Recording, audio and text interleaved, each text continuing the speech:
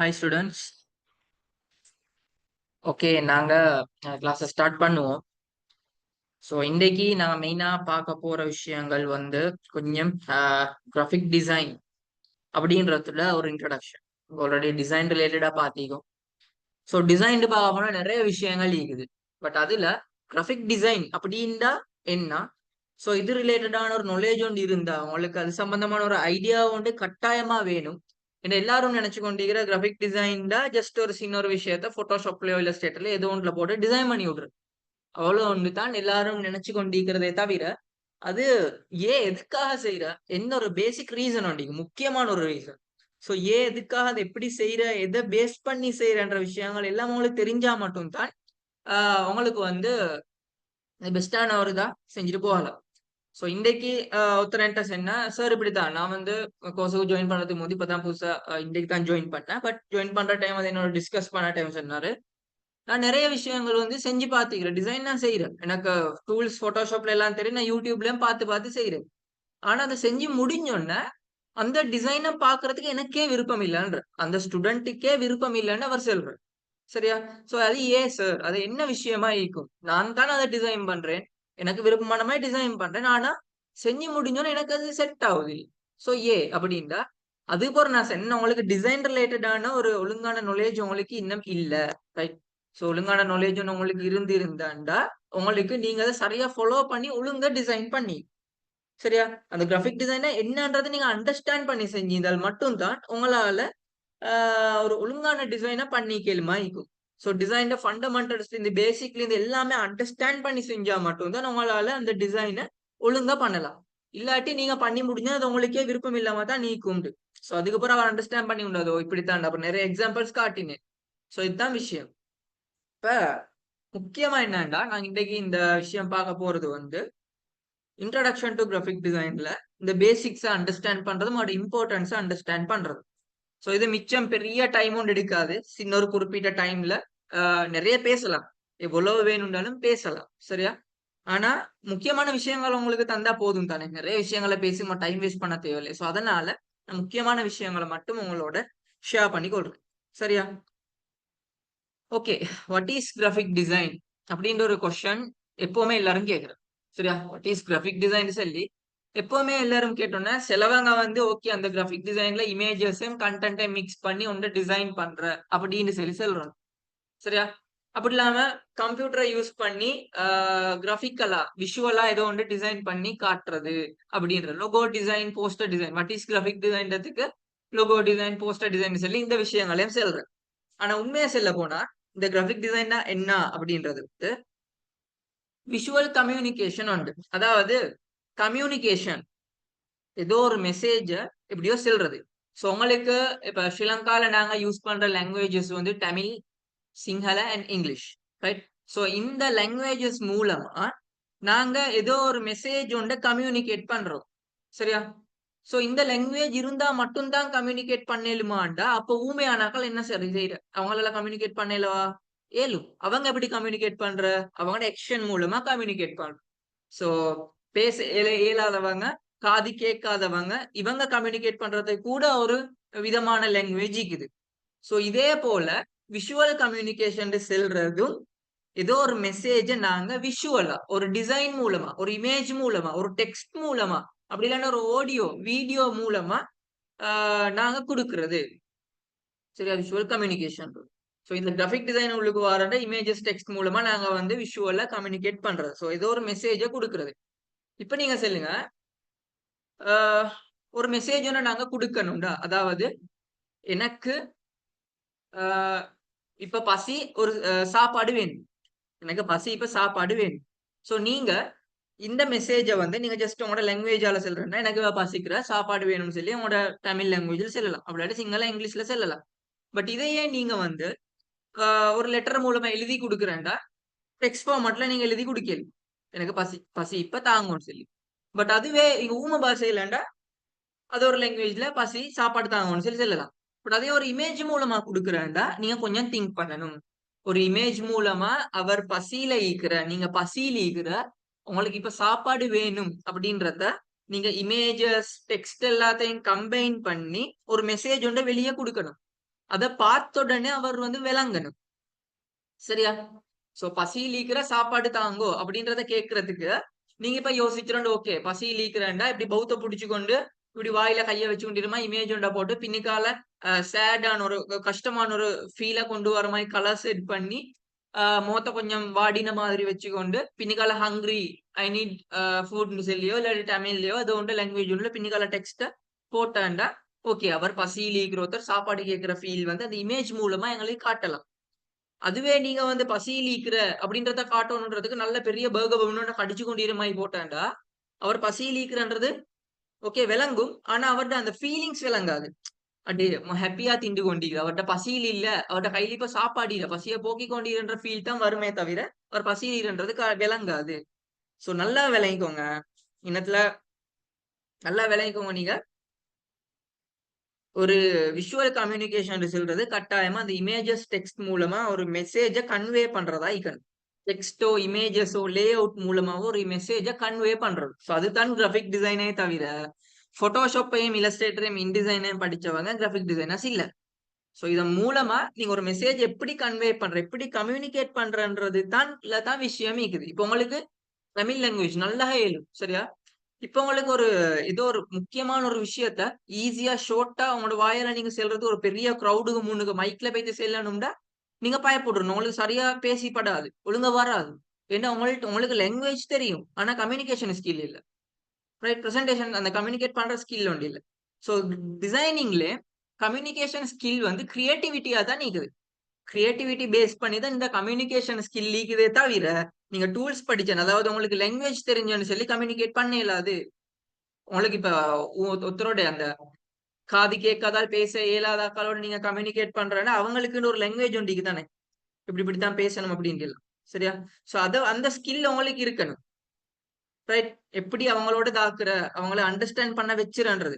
அவங்க எப்படி கையால மட்டும் தான் ஆக்ஷன்ல பேசுவாங்க.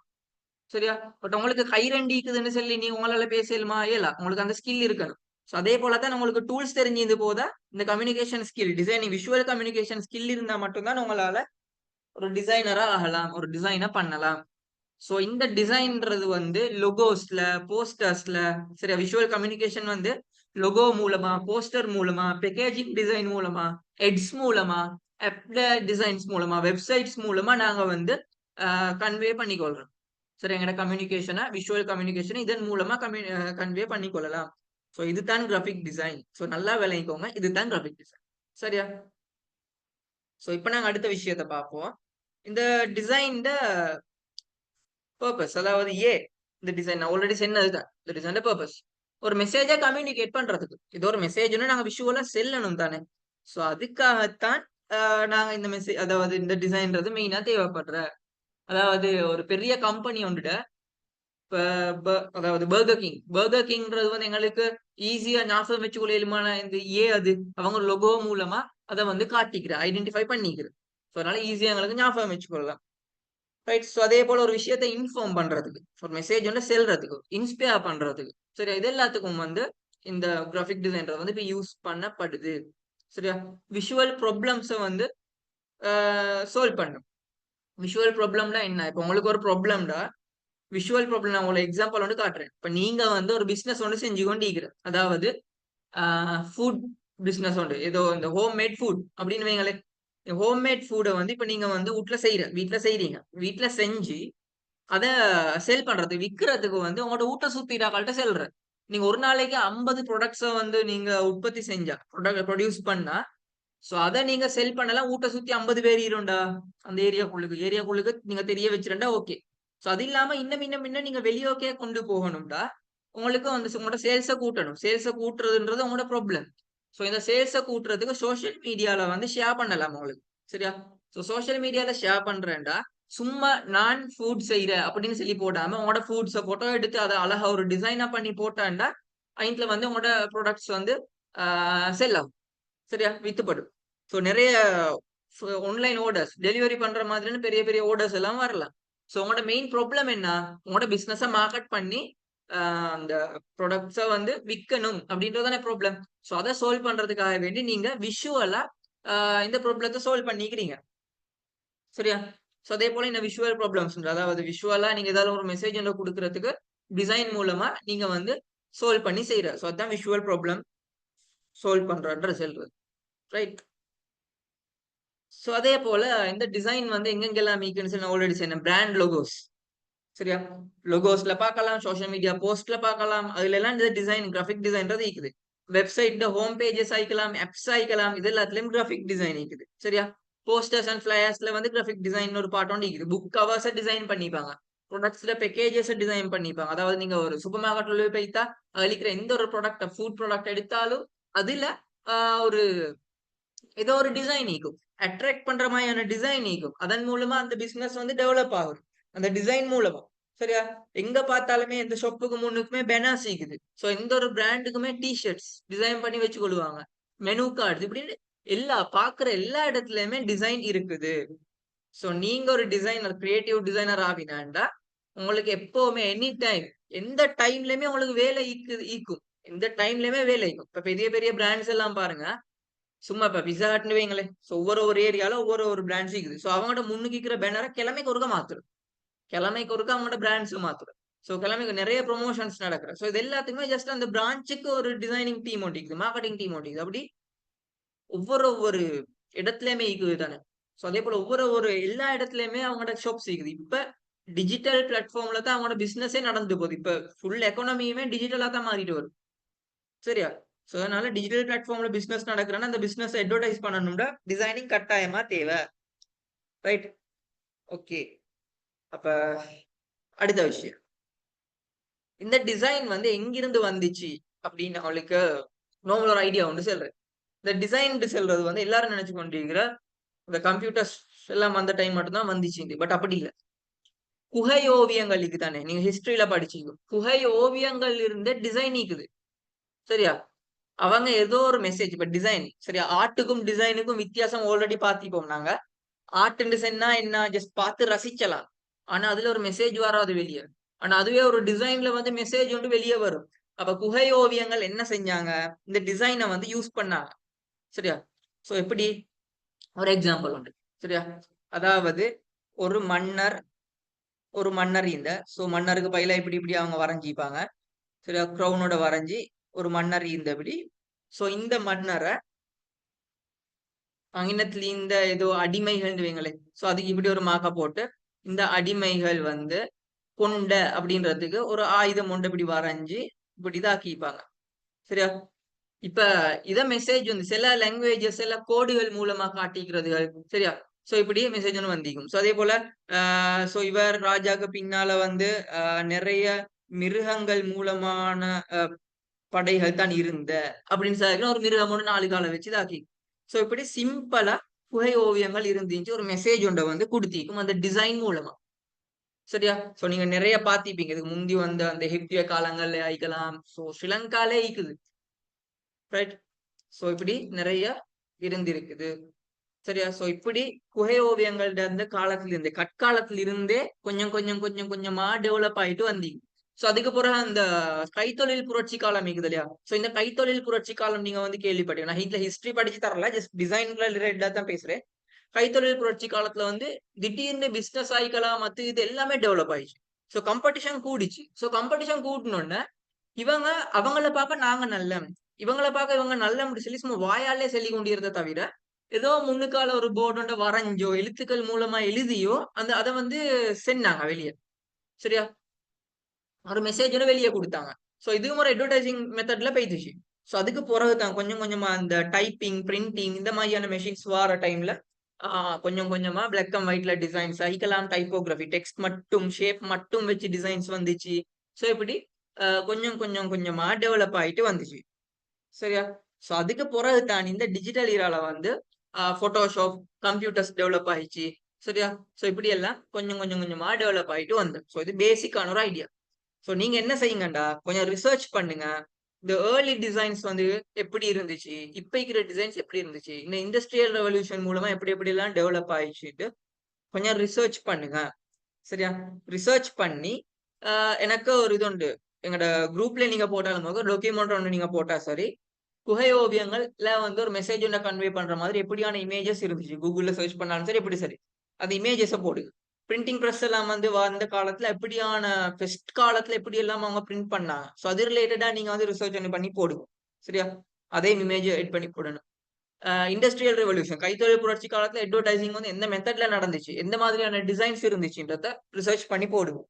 அப்ப இப்ப போட்டோஷாப் வெப் டிசைன் இது எல்லாத்துலயும் வந்து எப்படி எப்படி எல்லாம் இந்த டிசைன் யூஸ் பண்றதையும் நீங்க ரிசர்ச் பண்ணி போடுங்க. ஒரு டாக்குமெண்டா சப்மிட் பண்ணீங்கன்னா சரி இமேஜஸ் மட்டும். சரியா? சோ இங்கனத்துல 4 தான் போட்டிக்கிறோம். சோ 4க்கு முந்தி இந்த 4க்கும் இடையில இன்னும் நிறைய ஸ்டெப்ஸ் இருக்குது. ஒவ்வொரு ஸ்டெப்பா வந்து பட் நீங்க அவ்வளவு எல்லாம் படிச்ச தேவையில்ல ஹிஸ்டரியா. சும்மா இப்படி ஒரு ஐடியா எடுத்துக்கோங்க. குகை காலத்துல இருந்தே டிசைன் இருந்திக்குது. சோ அப்புறம் கையால வரைஞ்சிட்டு அவங்க. சோ அதுக்கப்புறம் பிரிண்டிங் பிரஸ் எல்லாம் வந்து டிஜிட்டல் பிளாட்ஃபார்ம் எல்லாம் வளர போல அப்பையில இருந்து இப்ப வரை டிசைன் இருக்குது. சோ டூல்ஸ் மாறிட்டு வந்ததே தவிர அவங்கள்ட்ட கிரியேட்டிவிட்டி டெவலப் ஆக சரியா டூல்ஸ் மாறிச்சு. முதலாவது குகை ஓவியங்கள் எப்படி வரைஞ்ச கல்லுகள் மூலமா செதுக்கி ரைட் ஏதோ ஒன்றால வந்து பூசின. பட் இப்ப கல்லால செதுக்கி கொண்டிடா கம்ப்யூட்டர்ல இல்ல. ஜஸ்ட் எல்லாம் குயிக்கா ஈஸி ஆகிச்சு. சோ எங்கட டெக்னாலஜி வளர வளர எல்லா வேலையும் ஈஸி ஆகுதே தவிர இன்னும் ஒருத்தர ரிப்ளேஸ் பண்ணது இல்ல. கிரியேட்டிவானாக்களையோ டிசைனர்ஸையோ ரிப்ளேஸ் பண்ணல. டூல்ஸ் பெஸ்ட் ஆகிச்சு. ரைட் முந்தி ஒரு பேனர் உண்டு முன்னுக்கால கடைக்கு முன்னுக்கு பேனர் உண்டு தாக்கின்னு எல்லாரும் கையால வரையிரு. கிரியேட்டர்ஸ் வந்து கையால வரையிரு. ஆனா இப்ப அதே கிரியேட்டர்ஸ் டிஜிட்டலா டிசைன் பண்ணி கொடுத்துட்ரு அவ்வளவுதான். அப்ப நாள் கணக்கு செய்யற வேலைய 10-15 நிமிஷத்துல செஞ்சு முடிச்சாரு. சோ 3000 4000 வேலை வந்து ஒரே அடிக்கு எடுத்துக்கொள்ளலாம். ரைட் அந்த மணியை ஏர்ன் பண்ணலாம். சோ இதுதான் விஷயம். சோ ஓகே அடுத்தது இந்த கிராஃபிக் டிசைன்ற வந்து இன்னும் நீங்க இந்த கிராஃபிக் டிசைன்ற ஃபீல்டு உள்ளுக்கு நீங்க படிச்சாண்டா இது ஃபுல்லா படிச்சாண்டா உங்களுக்கு பிராண்ட் ஐடென்டிட்டி இந்த மாதிரியான ஒர்க்ஸ் எடுத்து செய்யலாம். லோகோஸ் பிசினஸ் கார்டு ஆயிக்கலாம் அவங்களோட போஸ்டர் டிசைனுக்கானது டைப்போகிராஃபின்னு நிறைய விஷயம். பிராண்ட் ஐடென்டிட்டி பிராண்டிங் அண்ட் ஐடென்டிட்டின்ற ஒரு இண்டஸ்ட்ரி உண்டு ஃபீல்டு உண்டு கிராஃபிக் டிசைன் உள்ளுக்கு. ஸோ நாங்கள் அதெல்லாம் அட்வான்ஸா படிப்போம். இந்த டிப்ளமா கோர்ஸ்ல வந்து அட்வான்ஸா படிப்போம் பிராண்டிங்னு சொல்லி அட்வர்டைசிங் அண்ட் மார்க்கெட்டிங். ஸோ நாங்களும் அட்வர்டைசிங் படிச்சு தர எங்க இடத்துல மீக்குது. ஸோ அட்வர்டைசிங் அண்ட் மார்க்கெட்டிங் சொல்றதுக்குள்ளுக்கும் உங்களுக்கு போயிட்டு ஒர்க் பண்ணலாம் இந்த நாலேஜை வச்சு. ஸோ பப்ளிகேஷன் டிசைன் ஸோ புக்கோ மேகசின் ஸோ இதெல்லாம் எப்படி டிசைன் பண்றோம். ஸோ இதையும் நாங்கள் சொல்லி தரோம். Right web and app design so இது வந்து யூஐ யூஎக்ஸ் டிசைன். பட் உங்களுக்கு கிராஃபிக் டிசைன்ல ஃபண்டமெண்டல்ஸ் கட்டாயமா தெரிஞ்சுக்கணும். டூல்ஸ் மட்டும்தான் மாறுது. ஸோ வெப் அண்ட் ஆப் டிசைன்ல யூஐ யூஎக்ஸ்ல டூல்ஸ் ஃபிக்மா மட்டும்தான் மாறுதே தவிர இந்த டிசைன் ஐடியாவை ஆயிக்கலாம் டிசைன் ஃபண்டமெண்டல்ஸ் ஆயிக்கலாம் உங்களோட கிரியேட்டிவிட்டி டெவலப்மெண்ட் ஆயிக்கலாம் எதுவுமே மாறாது எல்லாம் சேம். சரியா? ஸோ அதே போல மோஷன் கிராஃபிக்ஸும் தான். நீங்க இலஸ்ட்ரேட்டர்ல வந்து அழகா வரைஞ்சி எல்லாம் தாக்கினண்டா அதை வந்து ஆஃப்டர் எஃபெக்ட்ஸ்ல போட்டு நீங்க எனிமேட் பண்ற அவ்வளவுதான். பட் நீங்க எனிமேட் பண்றதுக்கான பேசிக் நீட்ஸ் அந்த design knowledge and design basics எல்லாம் எங்கிருந்து வரணும் கிராஃபிக் டிசைன்ல இருந்து தான் வரணும். ஸோ டிரெக்டா உங்களுக்கு மோஷன் கிராஃபிக்ஸே பாயலாது. ஃபர்ஸ்ட் இங்க படிச்சுட்டு தான் அங்க போகும். அதே போல பேக்கேஜ் டிசைன் சரியா இப்படி எல்லாமே டிசைனோட சம்மந்தப்பட்ட நிறைய ஏரியாஸ் இருக்குது உங்களுக்கு ஒர்க் பண்றது. ரைட் ஸோ நல்லா விளைவிக்கோங்க. உங்களோட கிரியேட்டிவிட்டியை கட்டாயமா டெவலப் பண்ணிக்கோங்க. சரியா? கிரியேட்டிவிட்டியை டெவலப் பண்றது எப்படின்னு சொல்லி ஒரு டவுட் வரும். நீங்க நிறைய ப்ராக்டிஸ் பண்ணணும். புதிய புதிய விஷயங்களை ட்ரை பண்ணி பார்க்கணும். சரி ஒரு போஸ்ட் ஒன்று டிசைன் பண்றேன்னா அதுல புதிய புதிய விஷயங்கள் கிரியேட்டிவா இருக்கும். இப்ப நீங்க வேர்ல்ட் டே அப்படின்னு சொல்லி அதாவது வேர்ல்ட் என்வாரன்மெண்டல் டேன்னு சொல்லி போட்டு ஒரு போஸ்டர் ஒன்று எல்லாருமே போடுற இப்படி வேர்ல்டு என்வாரன்மெண்டல் டேன்னு சொல்லி போட்டு உலகம் ஒன்று பச்சையாகிறத போட்டுரும்.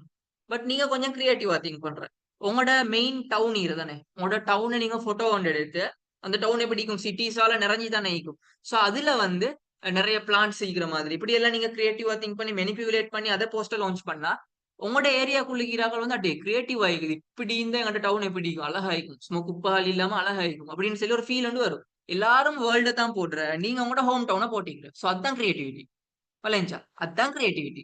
ஸோ நீங்க டிஃபரெண்டா திங்க் பண்ணணும் கிரேசியா திங்க் பண்ணணும் விளைஞ்சா நீங்க எல்லாரையும் போல இல்லாம வித்தியாசமா திங்க் பண்ணுங்க. ஸோ நீங்களும் எல்லாரையும் போல திங்க் பண்றேன்னா நீங்க கிரியேட்டிவான பர்சன் இல்லை. ஸோ நீங்க வெளியே கொஞ்சம் out of the box think பண்ணுங்க. ரைட் ஸோ டைப்போகிராஃபி நாலேஜ் வந்து வேணும் அப்படின்னா எந்தெந்த ஃபொண்ட் வந்து எது எதுக்கு செட் ஆகுறன்னு சொல்லி எல்லாம் இருக்குது.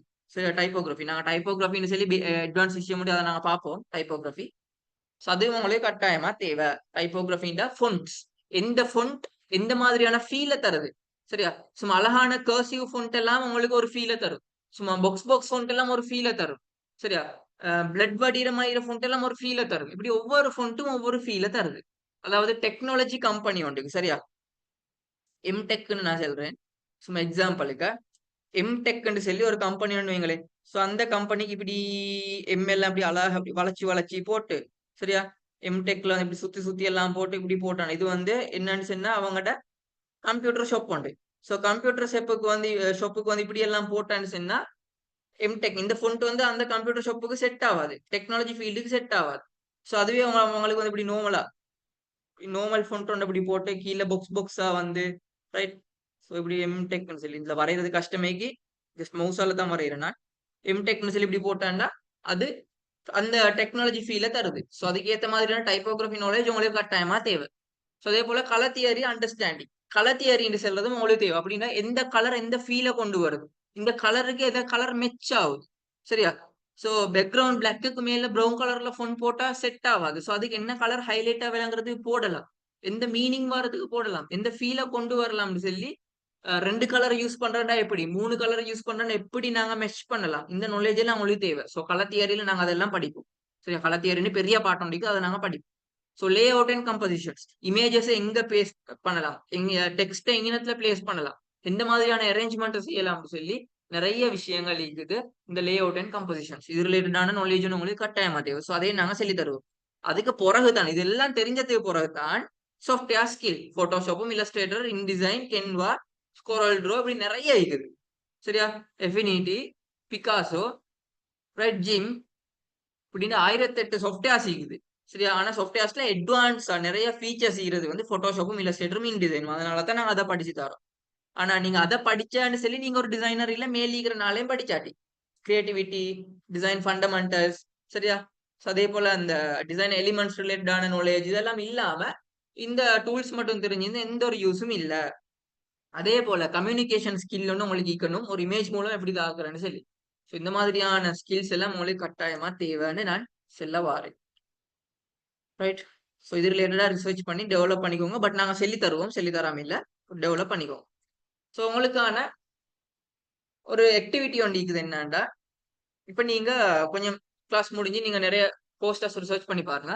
இந்த போஸ்டர்ல என்ன ப்ராப்ளம சால்வ் பண்ணிக்குது, இவங்க எவ்வளவு கிரியேட்டிவா திங்க் பண்ணிக்குது, கிரியேட்டிவா எப்படி திங்க் பண்ணிக்குது சரியா. கிரியேட்டிவா திங்க் பண்ணி இவங்க கலர்ஸ் ரிலேட்டடா எப்படி, ஃபொண்ட்ஸ் ரிலேட்டடா ஏன் இந்த ஃபொண்ட்டை போட்டிக்கிறாங்க, அது எந்த ஃபீலை தருதுன்னு சொல்லி சும்மா ரிசர்ச் பண்ணி பாருங்க கொஞ்சம் சரியா. சும்மா ரிசர்ச் பண்ணி பாருங்க ஏன் இந்த கலர். இப்ப இதுல பாருங்க இந்த இந்த ஃபொண்ட் வந்து இனத்துல கீழே வெட்டிங் கார்டா இன்விடேஷன் கார்டு ஒன்று. ஸோ இந்த இன்விடேஷன் கார்டுல வந்து ஏன் இந்த மாதிரியான ஃபொண்ட்டை போட்டிக்குது, இதுக்கு பாக்ஸா போடாம, ஏன் இன்னைக்கு கர்சிவ் போடாம இப்படி போட்டிக்குது ரைட். ஸோ இப்படி நீங்க கொஞ்சம் இந்த டிசைன்ஸ் ரிலேட்டடா கொஞ்சம் ரிசர்ச் பண்ணி பாருங்க எதுக்காக அதுல இருக்கிற ப்ராப்ளம்ஸை, ப்ராப்ளம் சால்விங் தானே டிசைன் சொல்றது, என்ன ப்ராப்ளம் அவங்க இதுல சால்வ் பண்ணிக்கிறாங்க, அதுக்கு என்னென்ன விஷயங்களை யூஸ் பண்ணிக்குதுன்னு நீங்க கொஞ்சம் ரிசர்ச் பண்ணுங்க, திங்க் பண்ணுங்க. இப்ப ரிசர்ச் பண்றேன்னு சொன்னா டிரெக்டா கூகுள்ல மட்டும் போய் தேடி யூஸ் இல்ல. இப்ப நிறைய விஷயங்கள் இப்ப ஏஐ டூல்ஸ் எல்லாம் வந்து செட் ஜிபிடி ஆகிக்கலாம், டீப் சீக் ஆகிக்கலாம், இது மாதிரி எல்லாம் வந்திக்குது தானே. சோ நீங்க ஒரு போஸ்டர் ஒன்று டவுன்லோட் பண்ணி அதை அந்த செட் ஜிபிடிலயோ டீப் சீக்லயோ போட்டு இதுல இருக்கிற எந்த ப்ராப்ளம், என்ன விஷுவல் ப்ராப்ளம சால்வ் பண்றதுக்காகவே இந்த டிசைனை பண்ணிக்குதுன்னு சொல்லி எனக்கு கண்டுபிடிச்சிட்டா சரியா. இதுல யூஸ் பண்ணிக்கிற கலர்ஸ் எதுக்காக யூஸ் பண்ணிக்குதுன்னு கண்டுபிடிச்சுதான். இதுல யூஸ் பண்ணிக்கிற ஃபொண்ட் என்ன, அந்த ஃபொண்ட் மீனிங் என்னன்னு சொல்லி நீங்க அதுகிட்ட கேளுங்க. அப்ப அது செல்லும் தானே, அதை நீங்க வாசிச்சிடும், ஃபுல்லா ரீட் பண்றோம். சோ ரீட் பண்ண போல நீங்க அண்டர்ஸ்டாண்ட் பண்ணுவீங்க, ஓகே இப்படி இப்படி ஏண்டா செல்ஃபா நீங்களே சில விஷயங்களை ரிசர்ச் பண்ணி படிக்கிறது தான் பெஸ்ட். இப்ப நீங்க ஹையர் எஜுகேஷனோட செய்ய போறேன்டா, டிகிரியோ ஏதோ செய்ய போறேன்டா, கடைசா வாரது வந்து ரிசர்ச்சா தான் நிற்கும், அவங்க படிச்சு தர மாட்டாங்க. இப்படியான ஒரு விஷயம் இதை பத்தி நீங்க ரிசர்ச் பண்ணுங்க சரியா. சோ சில இன்ஸ்டிடியூட் இருக்குது என்னன்னா, இப்ப நாங்களும் எங்கட இதெல்லாம் செஞ்சு கொண்டு சில இன்ஸ்டிடியூட் வந்து அவங்க இந்த விஷயங்கள் இருந்து தான் உங்களுக்கான கொஸ்டின்ஸ் வரப்போகுது ரைட். சோ இது ரிலேட்டடா தேடி படிங்க. ஒரு 10 ஹெட்டிங்க தாரோண்டு, இந்த 10 ஹெட்டிங் ரிலேட்டடா தான் உங்களுக்கான அசைன்மெண்ட் வரப்போகுது ஃபைனலா. சோ இந்த 10 ஹெட்டிங் ரிலேட்டடா நீங்க எவ்வளவு எழுமோ அவ்வளவு ரிசர்ச் பண்ணுங்க. உங்களுக்கு 6 மந்த் டைம் தாரோம், அதுக்கு ரிசர்ச் பண்ணி ரெடி ஆகிறீங்க. நாங்க கொஸ்டின்ஸை தந்த உடனே நீங்க ஆன்சர் பண்றது. சோ இது வந்து சும்மா இதுக்குள்ளுக்கு தான் வாரன்னு சொல்லி இல்ல, இதுக்குள்ளுக்கு தான் வாரன்னு சொல்லி இல்ல, நாங்க தான் ரிசர்ச் பண்ணணுமே தவிர அவங்க செல்ல மாட்டாங்க. அது ஏன்டா அவங்க தாரத்தை விட கூடுதலான நாலேஜ் வந்து நாங்க கெயின் பண்ணுவோம் இப்படி ரிசர்ச் பண்ணினால். சோ அதனாலதான் அதையும் நாங்க இதுக்குள்ளுக்கு உங்களுக்கு கொண்டு வந்திக்கிறோம், நீங்க ரிசர்ச் பண்ணுங்க. நான் சொல்லி தந்தேன் ப்ராப்ளம் சால்விங் தான் டிசைனிங்கிறது. சோ என்ன ப்ராப்ளத்தை சால்வ் பண்ணிக்கின்றத நீங்க தான் கண்டுபிடிக்கணும். அப்பதான் நம்மளோட கிரியேட்டிவ் மைண்ட் செட் வந்து டெவலப் ஆகும், problem solving mind set develop ஆகும். நாங்களே எல்லாம் சொல்லி தந்து கொண்டு நீங்க ஒரு ட்ரையும் இல்ல. சும்மா பார்த்து கொண்டு போறோம். அவ்வளவுதான். சோ நீங்க ட்ரை பண்ணணுன்றதுனால தான் நாங்க இத தந்திக்கிறோம். சோ ட்ரை பண்ணுங்க. ரைட். ஏதாவது ஒரு டிசைன்ஸ் பார்த்து போஸ்டர்ஸோ இது ஒண்ட பார்த்து அதுல எதுக்காகன்றத கேளுங்க. அவ்வளவுதான். ரைட்டா? சோ அதோட ஸ்ரீலங்கால இருக்கிற டிசைன்ஸ். ஸ்ரீலங்கால எந்த மாதிரியான டிசைன் ட்ரெண்ட்ஸ் போயிட்டு இருக்குது. அந்த ஒரு ஃபேஸ் இருக்குதுல்ல ஸ்ரீலங்கான ஃபேஸ் ட்ரெடிஷனல் மாஸ்க் உண்டு. சோ அந்த மாஸ்க் வந்து ஒரு டிசைன். ஸ்ரீலங்காவோட ட்ரெடிஷனல் டிசைன். ரைட். சோ இந்த டிசைன் எப்படி இருக்குது? ஏன் அதை செஞ்சுக்கிறாங்க? சோ இவங்ககிட்ட ஸ்ரீலங்காக்குள்ள இருக்கிற நிறைய டிசைன்ஸ் யூஸ் பண்ற கலர்ஸ் எப்படியான கலர்ஸ் யூஸ் பண்ணுவாங்க. ரைட். சோ ட்ரெடிஷனல் இந்த கான்செப்ட கொண்டு வரதுக்கு. சோ ட்ரெடிஷனல் கான்செப்ட கொண்டு வரது என்னென்ன மாதிரியான எலிமெண்ட்ஸ் சொல்றது ஒவ்வொரு ஷேப்ஸ் ஆயிக்கலாம், இமேஜஸ் ஆயிக்கலாம், இதெல்லாம் எப்படி யூஸ் பண்றாங்க. இது ரிலேட்டடா நீங்க ரிசர்ச் பண்ணுங்க கட்டாயமா. பண்ணி அதுல டாக்குமெண்ட்டும் போடுங்க. சரியா? ரைட். சோ அது முக்கியமான ஒரு விஷயம். சோ அதே போல இன்னும் ஒரு விஷயம் சொல்றேன். கிராபிக் டிசைனர் எல்லா இடத்துலயுமே இருக்கு. நான் சொல்றதுதான் ஆல்ரெடி பேசினது. விஷுவல் ப்ராப்ளம்ஸ சால்வ் பண்றதுக்காக தான் இந்த கிராபிக் டிசைன் ஈக்குதுன்றதை நான் உங்களுக்கு எக்ஸாம்பிளோட காட்டினேன். ரைட். சோ கிராபிக் டிசைன்ன்ற வந்து கிரியேட்டிவிட்டியோடும் ஒரு தேவை ஒன்றையும் ஒரு ப்ராப்ளத்தை சால்வ் பண்றதுக்காகவும் தான் நீப்பாரே தவிர சும்மா ஒரு டூல் ஒன்றை யூஸ் பண்ணி டிசைனா பண்ணி விடுறதுக்கு இல்ல. ஒரு ப்ராப்ளத்தை சால்வ் பண்றால தான் நீக்கணும். கிரியேட்டிவான ஒருத்தரா தான் நீக்கணும். சோ அந்த மாதிரியான ஆட்களா மாறுங்க. சோ உங்களோட டூல்ஸ் இருக்கும். நாங்க டூல்ஸும் எவ்வளவு அவ்வளவு டீப்பா படிச்சு தருவோம். எலிமெண்ட்ஸ் பிரின்சிபல்ஸ் ரிலேட்டடாவும் நாங்க டீப்பா படிச்சு தருவோம். சரியா? ஆனாலும் அதையும் தாண்டி நீங்களும் இன்னும் ட்ரை பண்ணி முன்னுக்கு போகணும். சரியா? சோ நெக்ஸ்ட் கிளாஸ்ல elements of design.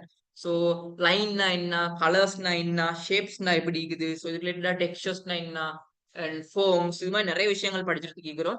Design fundamentals அதாவது டிசைன் எலிமெண்ட்ஸ். ரைட். அதே போல தான் ஃபண்டமெண்டல்ஸ் வரும். சோ என்ன சார் டவுட்ஸ் இருந்தா கேளுங்க. இல்ல நெக்ஸ்ட் கிளாஸ்ல மீட் பண்ணுவோம். கிளியர்னா கட்டாயம் கிளியர்னு மெசேஜ் போடுங்க. அதுக்கு ஒரு நாங்க மீட்டிங்க முடிச்சுக்கொள்வோம்.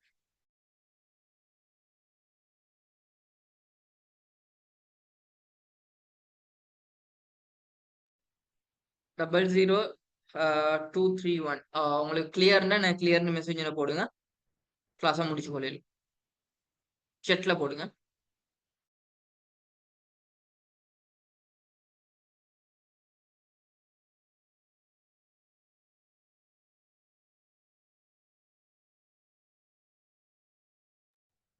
ஓகே. அப்ப நாங்க நெக்ஸ்ட் கிளாஸ்ல மீட் பண்ணுவோம். உங்களுக்கு என்ன சொல்லி டவுட்ஸ் இருந்தானே எங்களை வாட்ஸ்அப்லயும் கான்டாக்ட் பண்ணலாம். ஓகே. Good night. சார் ஒரு டவுட் சொல்லுங்க. நான் வந்து லாஸ்ட் சண்டே கிளாஸ் வரல. ஓகே. அப்ப அத வந்து மண்டே கிளாஸ் வர சொன்னாங்க. ஓகே. அப்ப நான் அது நான் ஒர்க்ல இருந்தபடி தான் நான் வந்தேன். அப்ப ஆஹா. எனக்கு அது ரெக்கார்டிங் போடுறேன்னு சொன்னாங்க. அது போட்டு இல்லையே சார். ஓகே. எப்படி உங்களோட நம்மளுக்கு பிளேலிஸ்ட் மெசேஜ் வந்து இப்ப பண்றதுன்னு வீக்கெண்ட் தெரியல. பிளேலிஸ்ட் தானே? அ அ வீக்கெண்ட் பிளேலிஸ்ட்னா வீக்கெண்ட் பிளேலிஸ்ட்ல வந்து அது அப்டேட் ஆகிக்கும். அதாவது அ உங்களுக்கு நடந்த கிளாஸ். ஓ சார். அதுல நீங்க செக் பண்ணி பாத்தீங்களா? எனக்கு எதுவுமே வரலையே சார். ஓகே. எங்களோட அட்மின் யூனிட்ட கான்டாக்ட் பண்ணுங்க. அட்மின கான்டாக்ட் பண்ணி சார். ரெக்கார்டிங்ஸ ஆ கேளுங்க. சோ அப்டேட் பண்றோம். Okay. Okay. Okay. Okay. Thank you. Okay.